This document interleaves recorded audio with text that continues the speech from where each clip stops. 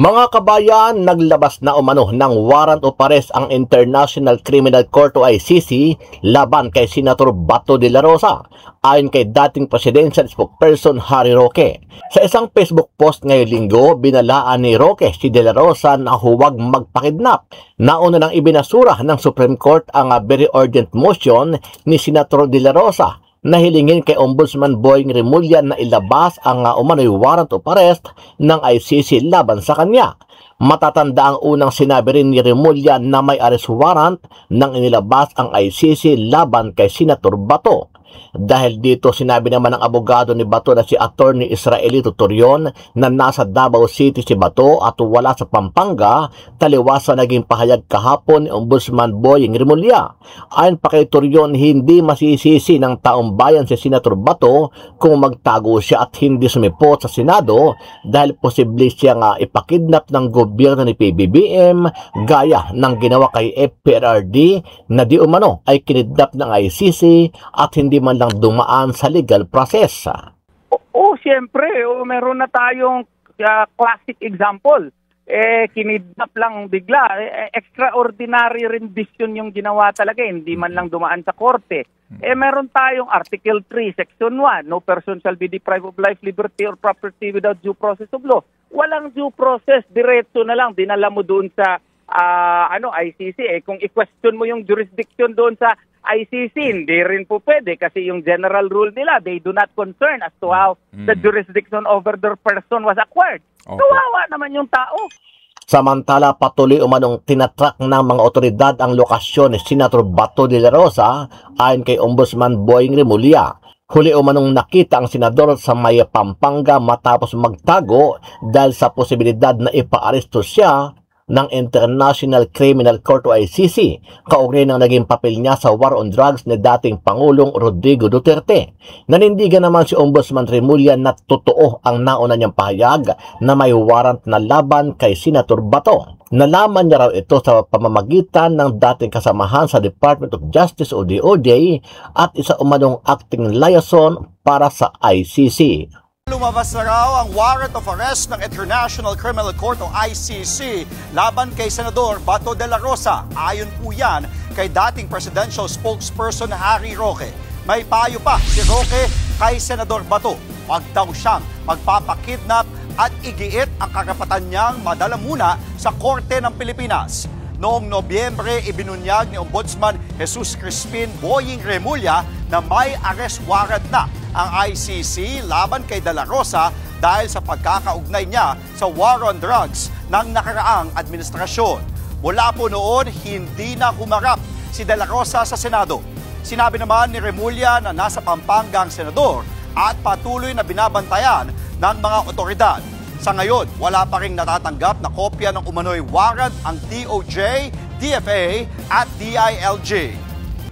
Naniniwala si Kamanggagawa Party List Representative Eli San Fernando na dapat umanong panagutin si Executive Secretary Ralph Recto, dating Finance Secretary na nasa likodan niya ng paglilipat ng excess funds sa National Treasury mula sa government-owned and controlled corporations, kabilang na ang Philippine Health Insurance Corporation of PhilHealth. Kasunod ito ng deklarasyon ng Korte Suprema na unconstitutional o labag sa saligang batas ang utos na paglilipat ng 89.9 billion pesos excess funds ng PhilHealth sa National Treasury. Giit pa nito, kasunod ng kautusan ng Korte Suprema, labag sa batas ang ginawa ni Recto at dawit dito maging si Pangulong Ferdinand Marcos Jr.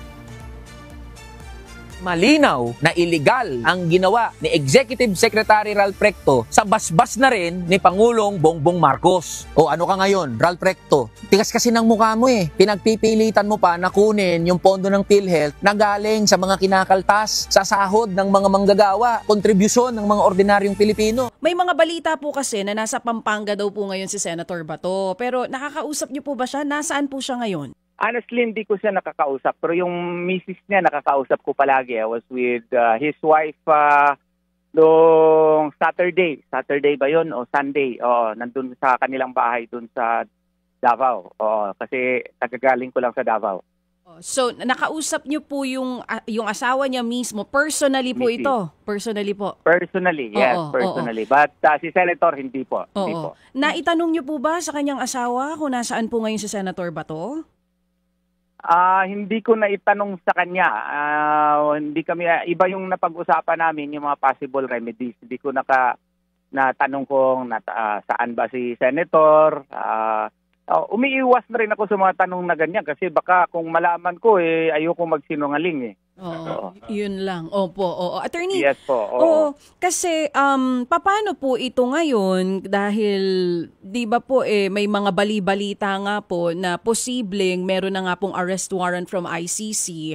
Merong interview last time si Ombudsman Boying Remulla, inulit niya po ulit 'yon, sinasabi niya po na talagang meron daw pong inisyu na arrest warrant, though wala pang pinapakita na official copy. So ano po ba ito? Ano po ba itong dahilan? Ba't di natin mahagilap si Senator Bato ngayon? Is this for safety reason o nagtatago na po dahil mukhang totoo nga yung arrest warrant? Parang totoo na talaga ito itong arrest warrant na ito kasi maraming nang nagsasabi sa akin, although hindi ko pa talaga ma-confirm, no?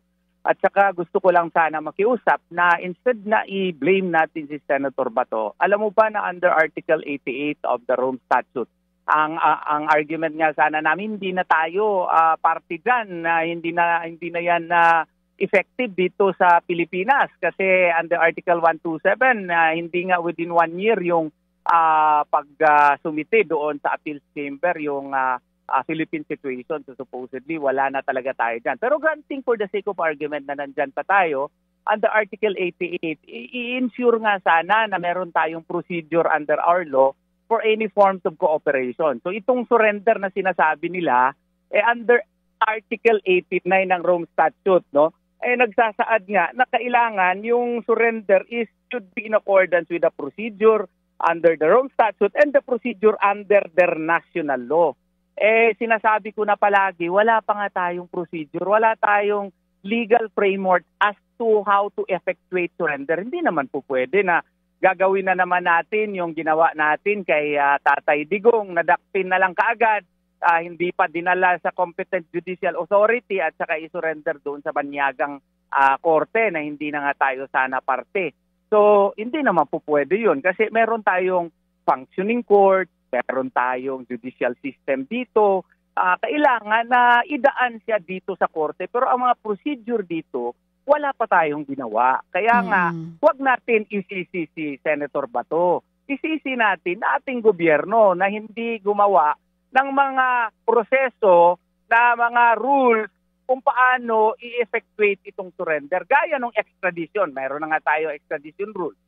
Dito sa surrender na pinipilit nila na gawain, wala tayong rules dyan. Wala tayong procedure under our national law. So kung wala procedure, bakit mo dakpin? So sa madaling salita, Attorney Israelito Torion, ulitin ko po yung tanong, ang dahilan, malamang po sa malamang ang dahilan kung ba't hindi nagpapakita ngayon si Senator Bato, dahil may pangamba siya na yun nangyari noon kay dating Pangulong Duterte, yun po ang gagawin sa kanya ng gobyernong ito. Siyempre, meron na tayong classic example. Kinidnap lang bigla. Extraordinary rendition yung ginawa talaga. Hindi man lang dumaan sa korte. Meron tayong Article 3, Section 1, no person shall be deprived of life, liberty, or property without due process of law. Walang due process. Diretso na lang. Dinala mo doon sa ICC. Kung i-question mo yung jurisdiction doon sa ICC, hindi rin po pwede kasi yung general rule nila, they do not concern as to how the jurisdiction over their person was acquired. Kawawa naman yung tao. Di ba? Yes, so sir. maggawa tayo ng klaro na procedure dito bago mo sisihin si Senator Bato. Parang naging whipping boy para ma-divert lang yung attention doon sa investigation natin sa flood control scam. Ito yung pinagtutuunan natin ng pansin. Pwede naman siyang file ng kaso dito. Harapin namin yan kung mag-file kayo ng kaso dito kay Senator Bato. Kaya nga, sir, wala pa tayong rules. Supposedly under Article 88 po ng Rome Statute, kailangan tayo magawa ng ating sariling procedure as to how to effectuate yung mga forms of cooperation natin sa ICC. Wala tayong ginawa niyan. Dito sa Pilipinas, isang warrant of arrest lang kilala natin yung i-issue ng korte ng Pilipinas. So ang stand namin dyan, yung warrant of arrest na yan, meron pa sanang proseso yan kasi parang akin to a foreign order yan, akin to a foreign judgment yan. Then it should follow Rule 39 Section 48. Ipa-validate mo muna yan dito ng local court para yung local court na parang mag-issue din siya ng counterpart warrant in accordance with the warrant from the ICC. Kasi mahirap yung foreign warrant. Wala pang procedure dito kung paano natin i-validate yan. Opo.